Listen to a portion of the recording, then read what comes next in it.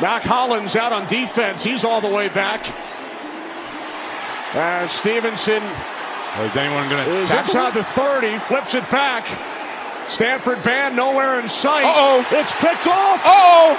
Oh, no. Unbelievable. Oh, wow. Incredible. Chandler Jones takes it in and wins the game for the Raiders.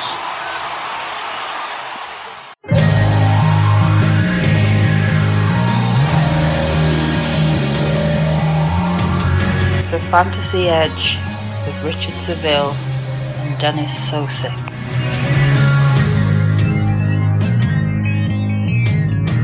Hello and welcome to the Fantasy Edge.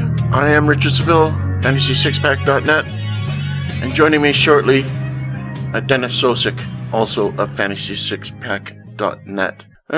Merry Christmas, everyone. And we had some pretty what a wild weekend it was, and we're gonna talk all about it with Dennis. And we'll bring in Dennis right now so we can get right to the show.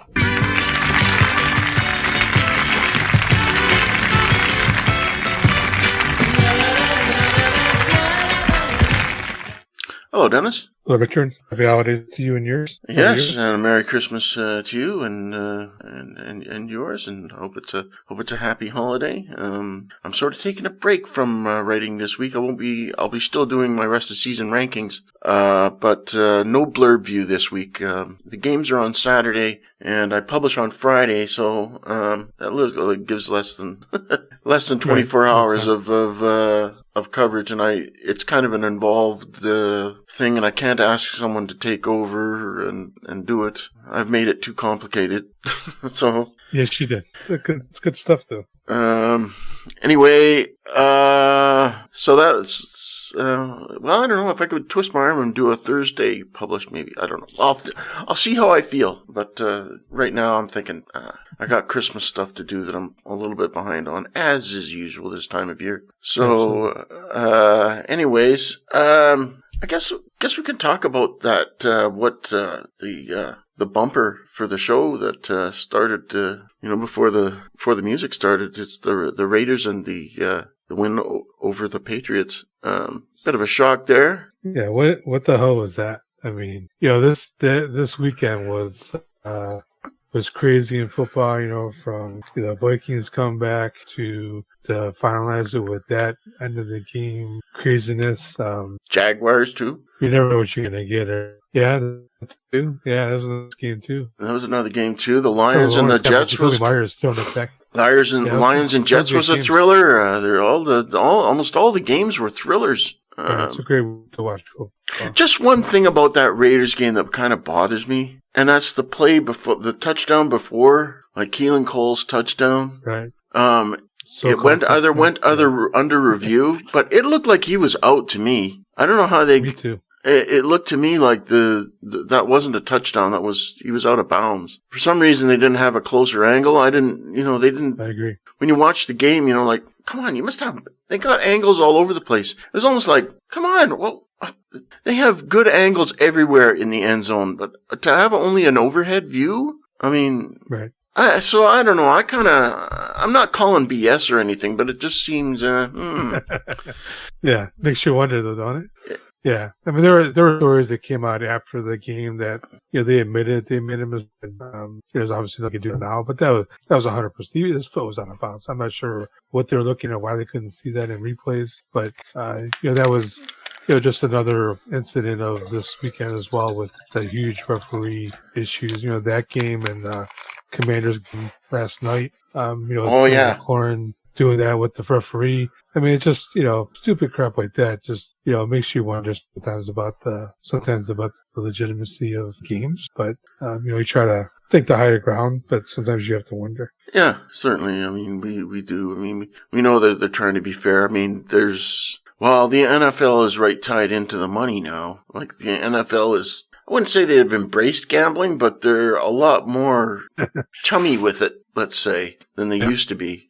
I remember back in the days, gambling was like, it was cut and dry, but there was always, Vegas always bet on the games, and there was always, it's from early modern eras, like.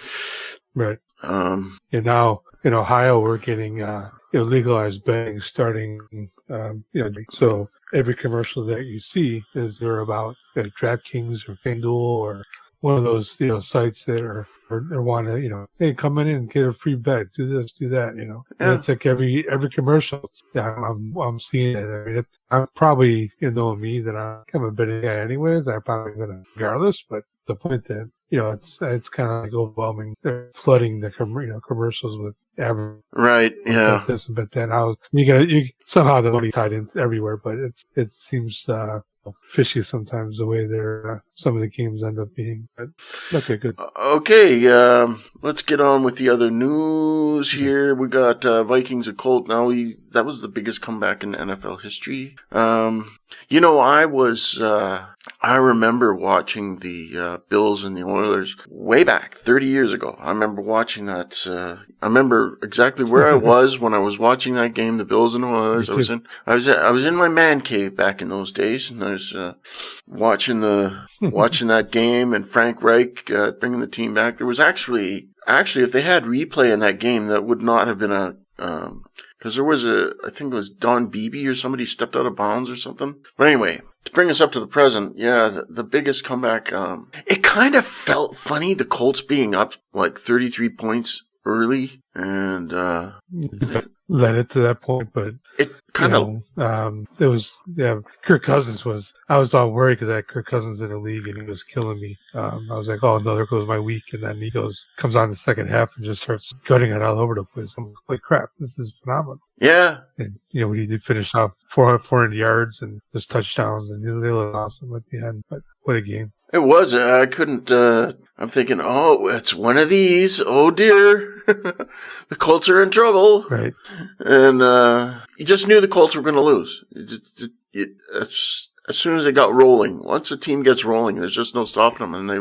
And they got on there and they rolled, and, fantastic to watch history, like take place. Of course, now the difference between the reason the Bills and Oilers was kind of had significance because that was a playoff game, and right. And so, and we can look at Brady's comeback against the Falcons too in the Super Bowl is another, it's kind of significant, but people don't seem to talk about that comeback as much as other ones, but I don't know, it's still significant. A feather in Brady's cap, that comeback, but this was surprising probably the most surprising of all. Really big game. I thought it was over. Yeah. Injury. Jalen Hurts. Now, you see, I didn't, I was kind of, I wasn't doing a lot of football things, during the day, so I kind of missed this news about Jalen Hurts. He's uncertain to play Sunday against Dallas. Sprained shoulder. Could miss the rest of the season. Rest of the season? You can't miss the rest of the season. Tell me about it. Yeah, I have him in one of my dynasty leagues, and that would be a killer. The Eagles fans would be devastated. I mean, they're top seed. They've got everything going. Right. I mean, from not just fantasy, but I mean real football too. This is huge. Yeah, I agree. Yeah, I'm not sure what they might be playing it safe with them. I mean, they got a lead in their division and playoff-wise, but they could lose home field if them and the 49ers tie, at the end of the season, record-wise. They don't want to lose that, of course. So they may play the last game just to secure a win, just so they get the home field. But, I wouldn't be surprised if he sits out one or two games. Nothing else. But hey, they got Minshew there, so Minshew Mania will get him a W in there. That's all the Eagles. The Eagles, they win a Super Bowl with Nick Foles. Now they got to win one with, Nick Foles, he gets the best seat in a restaurant in Philadelphia these days. He does. So I guess now Minshew's chance to do the same. If this is as bad as we got to stick to the news, and everybody will be glued to the news, especially those in Philadelphia. I mean, just from a real football perspective, it's just, I don't know, fantasy, you're losing a good player too. It's just all around. It's just, I don't know. That floors me, that news. When I first read it, I thought, it's true. You didn't believe it? No. It can't be true. Like, well, the first I saw it was when I saw your you doing when you put in the write-ups, because I was a bit behind in getting the podcast ready this week. Mm-hmm. Okay. Lamar Jackson, speaking of quarterbacks, Coach Harbaugh not committed to Lamar returning week 16. Another week of Tyler Huntley is trouble for the Ravens. Indeed it is. So what's your thoughts on this, the Lamar Jackson? I'm of course, I'm a Browns fan, so I watched Tyler Huntley play against the Browns, and the Browns made Tyler Huntley look worse than he actually is. But Huntley did not play well, and he doesn't have receivers, and he didn't run the ball as much as I thought he would. Obviously Lamar, he adds an element to the game, but they didn't have any type of offense, and the Browns defense, looked like the Bears defense of the Super Bowl years. But they ran the ball good. I mean, J.K. Dobbins looked good, but nobody else on that team, on that offense, did anything. Yeah, I would be worried if I was the Ravens. I mean, they're playing the Giants this week, which, the Giants offense is struggling with. First ever. Barkley, goes off. So maybe they have a chance to stay true with their defense playing well, but I'd be worried if I was them, because they're. Yeah. Yeah, I'm here. I would say that, I think it was kind of exciting for Deshaun Watson getting his first win as a Brown. So that, yeah, I guess. Not a Watson. You're still not sold on Deshaun Watson.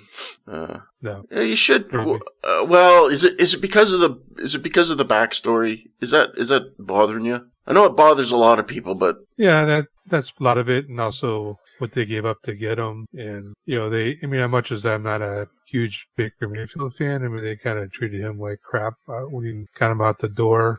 Oh, and getting Watson to sign while they guaranteed money. Right. I'm getting a few more. They didn't want to be here, and now all of a sudden, he got guaranteed money, and the money he gave him was outrageous. And then all of a sudden, now he wants to be in Cleveland. All right. Well, yeah, they did give up a lot, but it's a commitment. You could have him for years in Cleveland. So the Browns are just going to have to go with it. I'm losing you. You're losing me again. Yeah, I was losing you too. Let me just pause. Okay, a little bit of a technical issue there, folks, but we've got to sort it out. So let's move right along to Mike White. Looks like he's out again at week 16. Zach Wilson will start against the Jaguars. Kind of a big game, actually, for the Jets. They keep in the playoffs, and the Jaguars is both are still in playoff contention. Yeah, it should be. Wilson looked a little better in there. Didn't you think? Didn't you think Zach Wilson looked a little better? Yeah, he did look better. He had 320 yards or something, but he missed a lot of passes, and it should be a good game, though. I think Trevor Lawrence really impressed me, though, with this comeback win against Cowboys. He looked phenomenal. Yeah, he was good. Yeah, it was a good game for the Jaguars. It won't be easy for Zach Wilson to go up against him. Right. So. Yeah, they're an up-and-coming team. They have a lot of weapons, and next year, I know looking a little in the future, next year they get Calvin Ridley in that offense. Oh my, that could be a scary offense. It could, yeah. And Calvin Ridley's all fresh and ready to go. Right. Damn good receiver too. He's like a WR1. It'd be interesting to see where his ADP lands. Right. Who's going to take the chance on him? Yeah, because he feels a bit chancy, so I don't know. Right. He could explode, and then you got a top receiver in your lineup. Yeah. Because everyone will be going for the tried and true, right? Of course. Yeah, you would have to, but you got to take a shot on him. Wow. More quarterback news and injury. Could it get any worse for the Cardinals? Wow. Left week 15 with a concussion, and Trace McSorley was forced to step in. Well, and Kyler Murray's out for the season, is he? I believe so, yes. Well, yeah, because he's ACL. Yeah. Or his ACL, right. So it's ugly for that whole offense. They got a matchup with the Buccaneers, whose defense ain't as studly as it was before, but with McSorley as a quarterback, they're not going anywhere. So it'd be hard to have a confidence in their lineup. Injury. Another big one, Jonathan Taylor. High ankle sprain, and he could miss the rest of the season. Boy, Just in time for fantasy playoffs, isn't it? It's always. Yeah, he'd kill me in my one playoff game. I lost by like 4 points, and if I would have had him, do anything except for bow out on after the first play, I probably would have won. So it kind of pissed me off. It's fantasy football for you, unfortunately. Let's see. Well, I guess that'll take us right into, since we talked a lot about quarterbacks, and quarterbacks going down in fantasy playoffs. Good Lord. So we've got some choices here. I kind of agree with the number one, Brock Purdy. I think he's one. If you need a quarterback with all this stuff going on, Brock Purdy's not a bad choice, I don't think. Yeah, I like. He has a low floor, but I mean he has 2 touchdowns in each of his 3 games this season that he's played, and he had a rushing touchdown as well. And that offense with those weapons, even without Debo there, he's still going to produce. So yeah, with that offense, I mean, you could put anybody, Kenny Pickett, in there. Even Nathan Peterman, maybe. Whoa, he could slow down. Slow down. Well, I don't know. Crazy. Okay, now I'm talking crazy. Well, but actually, Nathan Peterman had a snap. How does he have a snap? How is he playing backup in a league where there's, I looked at the who's out there on waivers for teams if they need a quarterback, and there's a lot of quarterbacks out there that the Bears could have as a backup that have a better track record than Nathan Peterman. He's going to be the worst backup in the league. I mean, he's lucky to be in there. I think the reason he's in there is because, well, when he was on the Raiders, he was coddled quite a bit by the previous coach. So he got a lot of, I don't know, he got a lot of first team reps and things like that. So I don't know, I think the thing is with Nathan Peterman, he's put in a lot of work at quarterback, and I think there's a backstory for that. So that's probably why he's earned a backup job in the NFL. But I don't know. I'd have to say that he's probably, as far as backups go in the NFL, he's number 32. Somebody's got to be number 32. Right. A lot of guys don't want to be back, so they're not going to sign if they're not having a chance to start. And he's just happy to have a job, so he'll sign anywhere. That's the thing, is that backup is actually not a bad job. It's a steady paycheck, and all you got to do is practice for three days a week, and then right. you go home, you don't get hurt, you're not hurt, you're nothing, and then you got, there's food on the table. It's like, pretty good job. Yeah, it's hard to beat that kind of money. Yeah, and the money's good too. I mean, so anybody, I mentioned Kenny Pickett. He's on this list. Kenny Pickett. I say about Kenny. Kenny Pickett I guess he's coming back, but I don't know. I wasn't really seeing any difference between him and Mitch Trubisky being out there. I'm not saying Kenny Pickett's a bust. I mean, because he's new, and I guess he just needs some experience behind him, but I don't know. I don't know. What's your thoughts about Kenny Pickett this year? Is he going to be something, or the Steelers got to keep looking? No, I think they got to keep looking. Yeah, I wouldn't be surprised if he doesn't come back to play. I mean, he's under that concussion protocol. Mm-hmm. Mitch actually didn't look horrible. I mean, he wasn't great, of course, but he didn't look horrible. I mean, led it to him a win. It was against the Carolina Panthers. Yeah. But, I think Trubisky at least gives him a semi of a shot more than Pickett does. So I wouldn't be surprised if Mitch, continues to play. And I'm surprised Mitch is not even on the list for a pickup, and he's normally owns him, and he's starting. He probably will start this week too. Yeah, I'm surprised. That's the thing. I didn't see Mitch Trubisky on the list. He should be on the list if you need a quarterback. I mean, considering, how do you replace Jalen Hurts? You just can't. Right. Even Zach Wilson's even on the list. I mean, much as we make fun of him, and he still had over 300 yards, total and 2 touchdowns. I mean, it's he's not on the list, but I don't think he's wildly owned. No. I mean, why would he be on the list? Yeah, I don't know why he's not there. Definitely not. Definitely should be. Okay, let's move on to running backs. Obviously, they've got Deion Jackson at RB2. I think he should be RB1, shouldn't he? Yeah, PPR leagues, I would say yes. I mean, he's getting a lot of the pass catching work now with no Jonathan Taylor there. Between him and Moss, they're going to split duties, and Jackson with pass catching duties, and Moss running the ball. None of them excite me because that offense is fairly poor. But Would you? I don't know if I would be able to trust them in my fantasy life in their hands. But, No. They're a pretty bad offense. It'd be kind of hard to trust. They're playing the Chargers this week, which they're not that good against the run. Mm-hmm. So maybe if you're desperate and there's nobody else on waivers and you lost JT, you may have no choice but to pick him up, and you play him. But otherwise, I'd be kind of shy away from them. You like Tyler Algier at number 1? Yeah, he was pretty impressive. He did have 139 yards and a touchdown. He split time with Cordell Patterson, but he had a better matchup. But this week they're playing, this week they have a lot tougher matchups. So I wouldn't be rushing out to get him. Here's a name we haven't seen on the list for a while is Khalil Herbert. Obviously he's returning. Obviously he is eligible to return from IR. David Montgomery's playing really well. Scored 2 touchdowns and got a bucket of yardage. He was, I think he had a good running back finish, David Montgomery. Just going to take a look and see what his stats were. I know he did great. So he's looking good.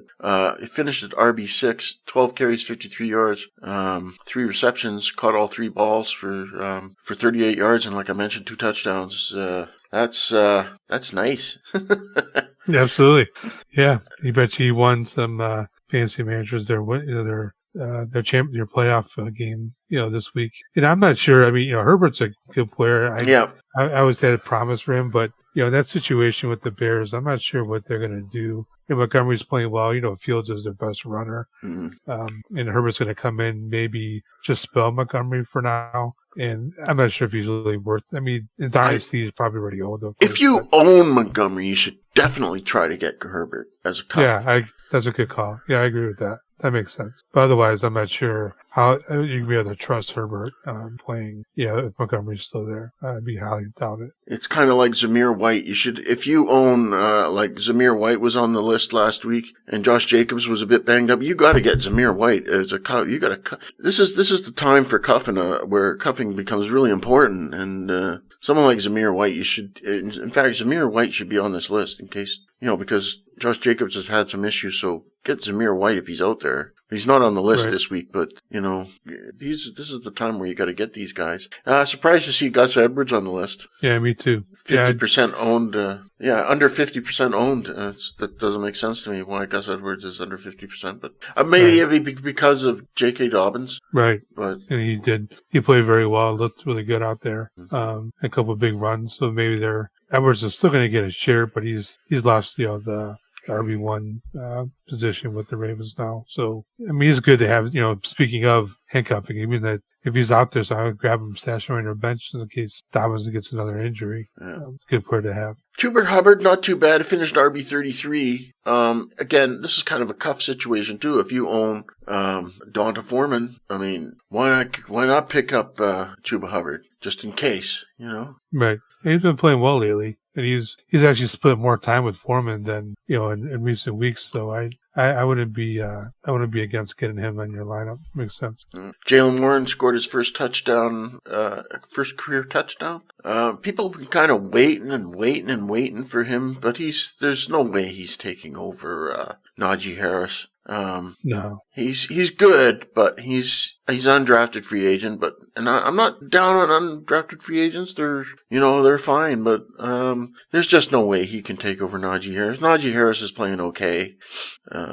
I don't think he did a lot. Najee scored a touchdown, but other than that, Najee I would consider kind of a down game for Najee. He still finished RB12, 24 carries, 86 yards. That's so really when you think about it. It takes 24 carries to get 86 yards. Right. Exactly. So yeah. Plus, I think Warren, he did most of his damage when they were just looking at the clock because they had the win. And how often the Steelers going to be in that kind of opportunity to do that? Yeah. Not very often. Just working out. That's only 3.5 yards per carry for Najee there, but he scored a touchdown. Did the job. But he's been playing all right. So some interesting names. We got Jordan Mason. This is a cuff where you gotta, if you've got Christian McCaffrey, you gotta have Jordan Mason, right? Absolutely. And I think, especially if they start clinching playoff berths, and they're the only way they can move their standing, they're not gonna risk McCaffrey out there, so Mason may be a good person to add. Exactly. Stash on your bench. That's a very good point. Like, because San Francisco's close to clinching, and they might be in a situation where they can't go up, can't go down. Right. So why risk it? Yeah, Especially with CMC. I mean, he's such a stud, but he's has prone to injury. But I would shy away from using CMC in games obviously that don't matter. So, and they're smart enough to do that. So it makes a good pickup. Lastly, we've got Royce Freeman out here. Now, I'm not sure about the status of Damian Pierce, but He's out for the season now. yeah. So, but yeah, Royce Freeman is down at the bottom. I guess the trust is at. I guess the reason Burkhead isn't on this list is because he's over 50% owned. So Royce Freeman, I could see Royce Freeman easily overtaking Rex Burkhead for more carries. Burkhead's not that. It's just not I don't know. It's just not a star running back to me. Never has been. No, he's a special teams guy that plays running back sometimes. That's a good way to put it. That's a good way to put it, I say. Yeah. Yeah. He's not impressive. He's just a plotter who, if he has opportunity, he does well at times, but he's not someone you want to count on. That's for sure. Yeah. Well, Dennis, should we hear what Davis has to say about everything? Sure. Peng's Picks with Davis Peng. Hey everybody, this is Davis Peng, writer for Fantasy Six Pack, and this is my Peng's Picks for Week 16. First things first, congratulations if you made it this far. This is where the sweating really begins, and this is where championships are made. So let's start off with what occurred this week, and let's see what we can do for you next. Let's start off with our Thursday game. Started off with Noah Fant and what his role is now that Tyler Lockett might be out for a week or two. Tyler Lockett took an injury to his hand, required surgery, so we might not have him until Week 17 if we're lucky. So in the meanwhile, let's go with Noah Fant to possibly soak up more targets as he's been seeing an uptick the past few weeks. Sure, he had a goose egg last week, but he put up this week right now. So what does that mean? That means you have a shot at a strong tight end in a team that must win these next few games. Moving on to the Jets. It's a short week for them. Mike White may not be cleared, so if you didn't start Garrett Wilson this week, you're most likely not going to start Garrett Wilson for Week 16. Be prepared for that, so have some backups in mind. Moving on to the Chiefs. Isaiah Pacheco fumbled once again. He's starting to see less touches due to his fumbling. And Jerick McKinnon, as said on the Fantasy Edge last week, he's the coach's guy. Coaches love him. He knows how to pass block. He knows how to run the scheme. Sure, he may not be as bulky as Pacheco, but it doesn't matter. If you have the coaches trusting you, you're going to get your touches. And McKinnon has gone off back-to-back weeks, and he's getting a lot of pass-catching targets over the middle. So if you have McKinnon, go get him. He's only 78% rostered right now, so check your waivers. There's a chance you might have a shot at a possible RB1. Next on the list, Deontay Foreman is not a guy I want to roster anymore. I'm not willing to start him anymore. He actually costed me one of my leagues. I would be looking towards Chuba Hubbard. He's been way more effective. He's been way more efficient for the Carolina Panthers. So take a shot with him. Drop Deontay Foreman. Don't even bother rostering him because he is not helping you at all this rest of the season. And then last but not least, I know that the Commanders kind of had a game taken away from them, but there is good news on the other side. They still need a win. They're playing a tough defense in the 49ers, but Jahan Dotson's someone I'm looking towards. He's been effective the past 2 games he's played. He's a red zone monster, and he's seen multiple targets. 9 targets against the Giants in Week 13, 6 targets against the Giants in Week 15. Since he's been back from injury, he's been slowly picking up and finding himself in the number 2 role. And that's with not having McKissick or Gibson in the pass catcher roles often, and Curtis Samuel not being as huge as Jahan Dotson. So I know it's a tough week against the 49ers, but if you're desperate, I can see myself taking Jahan Dotson. Other than that, guys, this is my takes for Week 16. Enjoy yourself. Good luck in the playoffs. And hopefully you can listen to this in the finals for Week 17. Have a good one. All right. So that's Peng's Picks. Thanks to Davis Peng, FantasySixPack.net,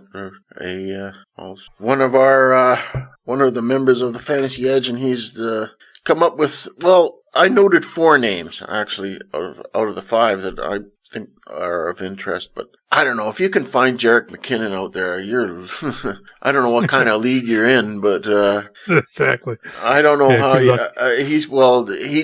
Davis did qualify, like he's owned in 78% of leagues. I mean, still, that's the chances of you getting Jerick McKinnon are pretty low. But I kind of wanted to talk about the point about Pacheco is, he did fumble And Andy Reid, I don't know. Andy Reid's not I don't know. He doesn't bench people as hard for that sort of thing like Belichick does. But I still think, he wants to give. I think Pacheco will be all right. But he is right in the fact that Jerick McKinnon is the better start, I think. Oh, absolutely. Yeah, I mean, he's playing out of his mind right now. He's catching the ball a backfield, and like David said, I mean, you can tell the coaches trust him, and more importantly, Patrick Mahomes trusts him. So he's going to get the ball everywhere and anywhere he can. So he's gold right now. I mean, he's going to be a league winner, and he probably already is a league winner for a lot of fantasy managers. And at this pace, I mean, he's going to be he's going to make a lot of people happy coming a couple of weeks. I like Noah Fant that Davis put in, but there's always Will Dissly in there that sort of mucks things up for Noah Fant all the time. It just seems, it's going to a tight end. You can always tell when it passes to a tight end. And then you look, it's Dissly. He likes Dissly. Gino likes Dissly, and that's all there is to it. I mean, I kind of question the fact that Noah Fant gets the targets ahead of, some guy like Marquise Goodwin, or something like that. Right. So yeah, I'm surprised. I'm surprised you didn't mention Marquise Goodwin in the same conversation. Yeah, that's actually one player that I wanted to mention, in our wide receiver, rankings or, pickups. I mean, Noah Fant, he's one of those guys that, has a potential that you always look for, but he never succeeds. I mean, he has flashes of it, but he never puts it all together. And it drives, I know it drives his teams crazy, but also drives fantasy managers crazy watching him. Because you could tell he has a talent and he just doesn't put it all together to make himself a worthwhile fantasy producer. Because once, he plays 1 week, does well, you pick him up, and then he doesn't do anything for like 3 weeks, then you drop him. Yeah. And then the vicious circle starts over again. So, I mean, I can't trust him, especially unless you got a couple of weeks to go. You can't trust him with your fantasy life in your hand. I mean, that's no way. I couldn't do it. We talked about Juba Hubbard. I think he was just more upset that Donta Foreman didn't do it for him, and you could tell he was a little salty about that. Yeah, he was. He was pretty salty. I don't blame him. It was a down week for. I can't exactly. Let me find out the score for Donta Foreman. Where are you, Donta? Is that all you got? Let's see. Come on, hurry up. Yeah, you're right. 9 yards. Ooh, brutal. That's brutal. It's a brutal way to end your fantasy season. So I can understand his lean towards Juba Hubbard. But Hubbard wasn't that great, really. I mean, we mentioned the numbers before, and he was okay, but not, great. Better than Donta Foreman, though. So I guess in the sense that if you own, he doesn't want anything to do with Donta Foreman and right. Wants to drop him hard. Jahan Dotson, completely on board with Jahan Dotson. Completely 100%. On board. He looks great. He looks like such a playmaker out there. He's going to keep getting the ball more and more, and he keeps producing. Yeah, he's going to move ahead of Terry McLaurin next season, I bet. Do you think? I think so. I don't know. It's a good 1-2 punch, though. It is. They have the weapons. I mean, when we were going through the wide receiver rankings here, I would put Dotson number 1 out of this list. I'm not sure, we could talk about the 1 and 2, but I'm looking at this list. I'm like, why isn't Dotson number 1? I mean, he looks so impressive the last couple of weeks, and he's healthy. You can tell he's healthy now finally again. Yeah. And he has Heineke's looking for him all the time. He just throws it up and let Dotson do his magic, and he's been producing big play after big play. And that's a good segue into the wide receiver section of pickups too. We'll start with Jahan Dotson, and and I completely agree. He's the Fantasy Pros experts have him at WR3. God sakes, 3. Right. He should be 1. Definitely for me, definitely 1. Yeah, I agree. Especially when you consider, they have Traylon Brooks number 1, which I think he's been on this list like almost every week. It seems like, and he's hurt now, and he hasn't. He showed flashes, but you can't count on him to do anything. He's not done anything in weeks. So why would you expect him to all of a sudden start doing it? And then you're not sure how severe Tannehill's hurt. He made it through the game. You could tell he was in a lot of pain.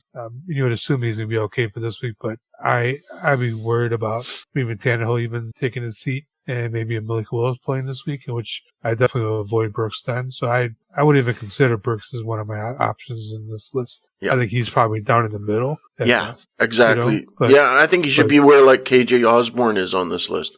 I will put KJ Osborne in me. I think he's moved ahead of. I think he's moved into number 2 on the Minnesota Vikings ahead of number 19. Adam Thielen. Yeah, I had a brain fart. I couldn't think of it. But I do think he's number 2 now. I think KJ Osborne's number 2 on the offense. Adam Thielen's gone down. He's going down, but I think a lot of his production was. I mean, we talked about the game. They were down 33-0. They had to throw. And, he being the slot guy that's, no one can cover him and slot it. Obviously in that game against the Colts couldn't do anything against him. But you're not going to see that many pass attempts by Cousins again. And he's not going to get that many opportunities. If people are going to pick him up, I understand that based on what he did, but I wouldn't rush to get him. I don't think it's. You're not going to rush to get Osborne. I don't know. I put Osborne at number 2, behind Dotson. I think it's fool's gold to think he's going to accomplish that again. I think it was just more game script dependent. Why he did that? And I mean, he obviously looked great. He made a lot of big plays, but you're not going to see Cousins throw the ball 40 times every game. No, I know that, but I mean, he scored touchdowns in both his games, both of his last 2 games. I mean, I know you don't chase things like that. It's not good to, but just the same, he looks like you even admitted he looks good. Oh, he did look good, but I don't know if I would expect those kind of that kind of production in the next couple of weeks. Well, where would you put him on this list then, KJ Osborne? So I would have we talked to Dotson 1. So I probably would put him at maybe 4. Okay. Well, that's pretty good. Still good, but I wouldn't be rushing to be. You wouldn't put him at number 2. You wouldn't put him at number 2 like I would. But you'd put him at number 4. Well, that's all right. Yeah. Speaking of number 4, well, let's go to number 2 first. Elijah Moore of the New York Jets. I don't know what to think about this guy. I really don't. He was finished at WR 47. Pardon me. 51 yards, scoreless. He scored 1 touchdown on the season. So, don't know. I think this is Garrett Wilson's job. Really, he just seems like he's got that third wide receiver feel to him. And I don't know the status of Corey Davis, but I don't know. What's your thoughts on this Elijah Moore guy? Guy. Yeah. I mean, he's a good player, but I still worry about, Zach Wilson being a consistent producer. So I wouldn't, buy into too much more, no pun intended there. If Mike White comes back, then if I was sure that Mike White was going to be the quarterback, maybe, but Moore doesn't look to me like a guy that's scoring, buckets of points here. And so I don't know. I'd stay away from. I wouldn't. When would you actually consider playing him? If you got 2 more weeks left and your fantasy life is in their hands, are you going to trust Elijah Moore? No, I'm not. You got to look at guys that are up and coming, like Dotson and KJ Osborne. True. No, 100%. You're right. KJ Osborne's a better fit than Elijah Moore is. Even like a Russell Gage, I would trust more than I would Elijah Moore. KJ Osborne, 157 yards, man. Yeah, a lot of that was in catch-up mode. I mean, it still counts. I know that. A lot of that is in catch-up mode. A lot of that is in playing mode. They're playing to win the game. They're rallying to win the game. That's what they were doing. You're not gonna see him get that produce like that the rest of the year. No, 27 fantasy points ended up as WR2. And I admit that KJ Osborne, he doesn't get targeted 16 times in a. Exactly. So every game, no, but I mean his average is usually around 5 or 6 at the 5. I would say his average is about 5 on a normal day. But anyways, I'm sorry for going back to KJ Osborne. I spoiled the thought. No, you're fine. You're fine. But like I said, I would trust Russell Gage or even your boy KJ Osborne ahead of Elijah Moore.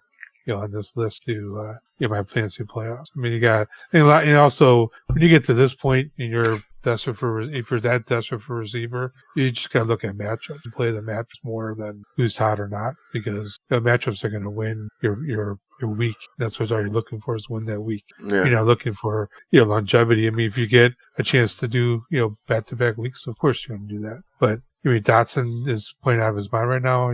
Like Davis was saying, they're playing the 49ers defense, which is tough. But the week after that, they play the Browns. So, I mean, you're going to play Dotson against the Browns if you're still alive. And he should do very well. So, yeah. I trust Dotson more than anybody else. Yeah, I do too, Dotson. The only reason the Giants won that game is because their defense showed up. Man, their defense, I have to admit, their defense was awesome in that game. Like that one guy, what was that Thibodeau guy? Is it? Yeah, he was playing out of his mind. They were just their defense was awesome. The Giants' defense, right? The offense of the Commanders played well enough to win, but they could not overcome that defense. That defense was just playing out of their mind, as you like to say.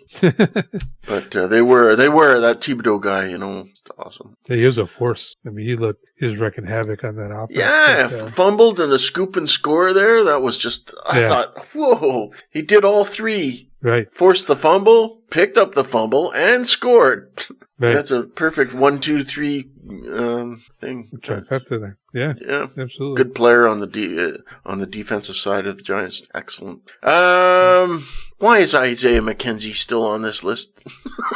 I don't know. But it was shocking when I was watching that game. I know that they just signed Cole Beasley. Yeah. But then to see him out there, I'm like, what is going on? Why are they not? They must not trust McKenzie much if they're putting Beasley out there. And Dawson Knox actually play well as well. So I mean, it's McKenzie's kind of like now downgraded to I don't know, 5th, 6th option on that. Well, I don't know about that. Dennis. I don't think so. I'm kind of worried about Gabe Davis. He's kind of the missing man. Yeah, he scares me too. As much as I love watching him play and hoping he succeeds because I have him in a lot of leagues, he hasn't done crap in weeks. He had that one explosive week, and then I've been waiting for another week like that since it happened, and I'm still waiting. Yeah, I don't know. So disappointing. It is. It's quite serious. But what's going to happen though is the week you don't play him, there's a week he'll go off. It's guaranteed. The fantasy gods will do that to you because you always say, they always tell you to play your studs, and you play your studs every week, and then you hope for the best. And then the week you don't play Gabe Davis is the week he'll go off,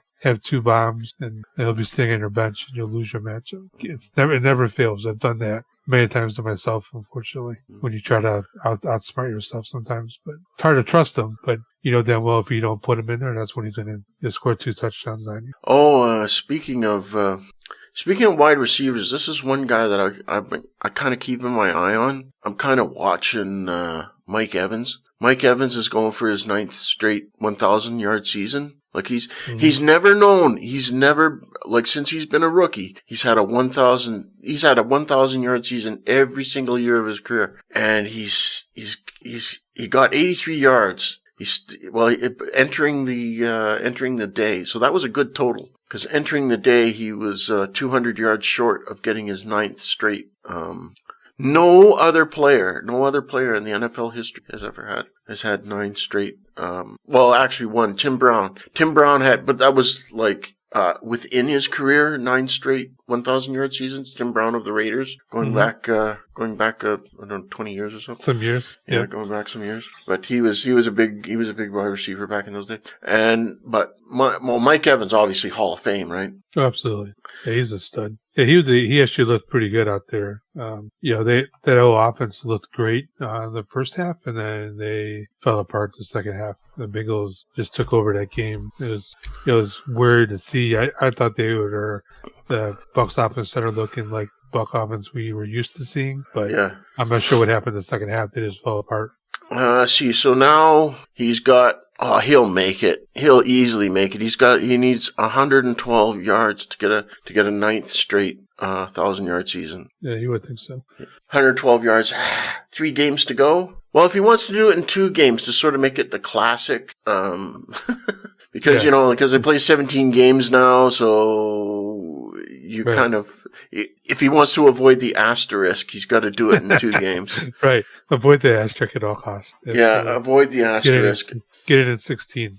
Yeah, I don't know what he did. I don't know how many games he did it last year because he only got 1,035 yards in 2021. And I think that's when they started the 17-game season was last year, right? Yeah, last year, yep. So I'm not sure if he did it there, so it might be an asterisk already. But nevertheless, 1,000 yards is 1,000 yards in 17 games. So, I mean, 9 straight. He's going to the Hall of Fame, no question, but 112 yards to go. Just for people who are interested in records and things, and Brady will help him. Oh, yeah, he will. Yeah, I mean, surprisingly enough, they're leading their division, so they'll be in the playoffs, and that's Brady is always comes out with always plays well, obviously in the playoffs. And they'll be the team that beats whoever they'll have home field advantage their first matchup, and they'll probably beat the first team they play. It doesn't matter who they are, just because that's the way Brady is, and it pisses a lot of people off, but you gotta give him his due. And so, I mean, hopefully, Michael Evans, does the trick and gets the 1,000 yards, and Brady gets him there. He should get. He'll definitely get it, but he may get it all of it in 1 week. Against Arizona at Christmas. Who knows? That would be great. Yeah, it would. Like, Merry Christmas. Here's my record. It's been nice. Yeah, a nice Christmas present for. Right. Why not? For Mike Evans and his fans. All right. Moving right along. Terrace Marshall, Isaiah Hodgkins, just looking at the rough end of the trench here. And I don't think it's such a rough. I like Rashid Shaheed. He's the other rookie on New Orleans. He looks pretty good, He passes. You mentioned him before in previous weeks. You mentioned his name. He's actually outshined Chris Olave lately. He's been producing. Yeah, he's. I think he's someone you gotta keep your eye on this guy for next season and beyond. Yeah, he's actually. Yeah, he has been playing Olave lately. So, but I don't know. They don't have a quarterback there. They need a guy. You gotta get Dalton out of there. I mean, you gotta clean house in the quarterback department, except for Taysom Hill, of course. You gotta keep him around for obvious reasons. But as for Winston and Dalton, they gotta go. So, believe it or not, I started Taysom Hill in one of my leagues. Oh, at what, tight end? Tight end, yeah. But he threw a pass like a quarterback. Bomb. Right. Threw a bomb for a touchdown. That was nice. Absolutely. You can start Taysom Hill. If he has a tight end designation, you can start Taysom Hill every week if you want. You might get nothing and you might get something, but when you do get something, you get something good. Right. Well, I think he is like a top 10 tight end now in fantasy, based on fantasy points. Mm-hmm. I think so. I mean, he's, we didn't get the tight end yet, but we can kick it off with Taysom Hill. But yeah, I mean, he is someone that I wouldn't, if you don't have one of the stud tight ends and you're looking for, off the scrap, but Taysom Hill's out there, I grab him because the volatility at that position and what you're going to get out of Taysom Hill, like you just mentioned, he threw a touchdown pass, and he could score in 3 different ways. Why wouldn't you take the shot at him doing something for you in the playoffs? It's a volatile position, like you say, to begin with anyway, right? So you might as well. Are you going to take him or are you going to take Noah Fant? You know what I mean? You know what I'm saying? I'm like, why? Well, I wouldn't even think twice about taking Taysom Hill over Noah Fant. Before we get into that, is there anything we need to wrap up in the wide receivers first that you think we should? No, I think we covered all of them. I said I think Russell Gage is someone to look at too because I think their offense is. He's getting a lot of looks by Brady when people are concentrating on Evans and Godwin. So and we don't have a tight end to throw to. So he's kind of like his third outlet. What's wrong with K. Doughton? Where do you want to start? I had one good week. I give you that. He made it on the board once on the waiver wire once or twice. Okay, let's move on to tight ends then. Chiggy Okonkwo. They call him Chiggy. Yeah, I like Chiggy. I picked him up in a couple of my leagues.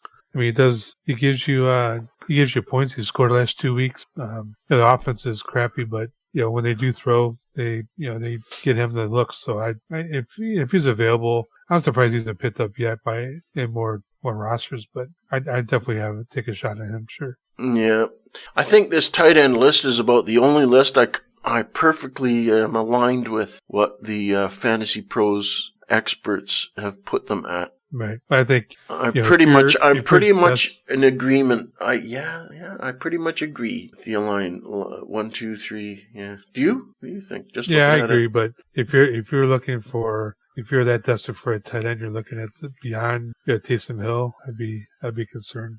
your chances because I wouldn't. I got Noah Fant, number 3. After Taysom Hill, you got Tyler Conklin, then Robert Tonyan, then Daniel Bellinger is number 6. I can't trust anyone, any of the last 4 guys you mentioned. You know what I mean? How can you trust them? I'd take my shot with Taysom Hill. Yeah, it's the fantasy playoffs. You got to have Taysom Hill or Chigi. Right. Chigi slightly ahead because he's kind of the hot hand right now in that offense. Right. And then Taysom Hill's playing Cleveland this week, so he should do. You should make some waves in that game. I think he's someone that you should definitely get in your lineup if he's available. I'd take my shot with him. And especially Mark Ingram's now out, so he's gonna get some run, I believe, as well. Yeah, so, that's right. For yardage running. So Kamara has not looked like Kamara all year. Kamara has been a disaster. I think it's what we'll be doing. We're gonna try to get all 3 of us on next week so that we can do our fantasy wrap up, our fantasy edge wrap up for the season. So next 6 seasons. So we'll try to get Davis on if he wants to come on, and then it'll be all 3 of us talking about. I'll make it a really good show. Like, I have to admit to folks that I threw this podcast together for Christmas. It should have been a better Christmas.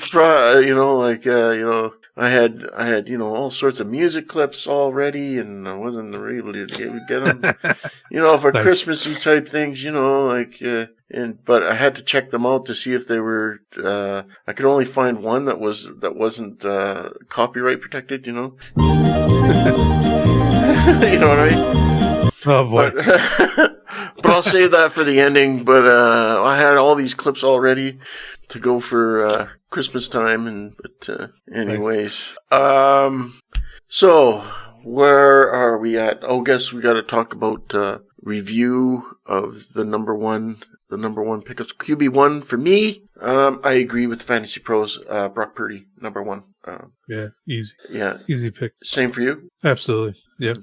RB, you start. Who do you want as your first number 1 pickup? Yeah, I would. Much as I would, I think I'd still go with Tyler Algier. I think I agree with them. I really worry about the crappiness of the Colts offense. So I would, not that the Falcons are better, but at least Algier will get the ball. And they're so focused on running there that, they hate to pass the ball there. So between him and Patterson, they just run the ball every play. So I think I would go with Algier. Yeah, I think I will agree, but this just kind of depends on what your team has, because there's a lot of handcuff pickups that you really need to get. It depends on who you own. If you own Montgomery, you got to get Herbert. If you own Donta Foreman, you got to get Hubbard. If you own Najee Harris, you got to get Warren. This sort of thing, and same thing with Edwards as well. You got to have Edwards if you own J.K. Dobbins. So these are all. So it's all kind of depending on what you need, really. But I mean, as a pure, just taking a guy off the board, if it didn't matter, if it was, middle of the season, I guess Tyler Algier is the guy with the up arrow at the moment. So I'll agree with that. And straight on, that means I'm up. We're both going to agree on Jahan Dotson. Dotson, they have at WR3. I would put him at number 1. I don't agree. I don't concur with the Fantasy Pros on that one. But right. But he's close near the top, which is he's in the top 3. So still think he should be number 1. But I agree.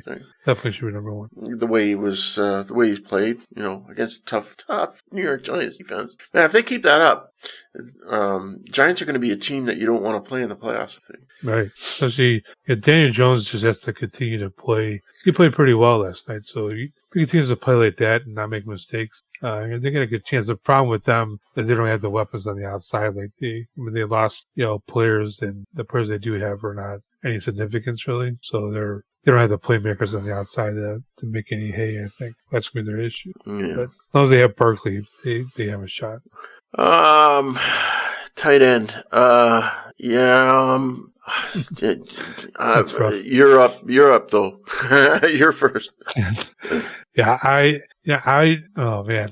If I had to pick one of the guys, I would say Taysom Hill, just because he gives me more options to score. He's playing against Cleveland, and I think he would have more opportunity to score over Chiggy. Chiggy's leader playing against Houston, which seems like a better matchup, but I worry about the quarterback situation in Tennessee if Tannehill hopefully Tannehill's okay, but he was not. Oh yeah, right. Yeah, he was banged up, wasn't he? But came out of the game for a while. Right. So I'd be worried about that. So I think I would go with Taysom Hill on this one. Right. Yeah.